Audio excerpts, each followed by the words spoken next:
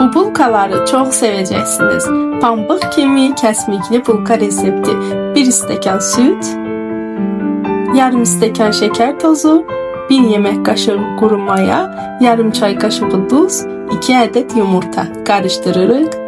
Üzerine unu az əlavə edərək xəmir yoğururuq. İçərisinə 100 qram kərə yağı əlavə edib yaxşı yoğururuq. Qaba qoyub yarım saat, 1 saat kimi dinləndiririk. İçliyi üçün kəsmik, yağ, yarım stəkan şeker tozu, 1 adet yumurta yaxşı qarışdırırıq. Kündələrimizi hazırlayıb kənarlarını bu şəkildə kəsirik. İçərisinə içlikdən qoyub gül şəklində bükürük. Önceden kızdırılmış 180 dereceli sobada alt üst rejimde pişiririk. Hazırlayan herkese nuş olsun. Hem içi hem üzeri o kadar güzel pişti ve lezzetli oldu ki herkes çok sevdi.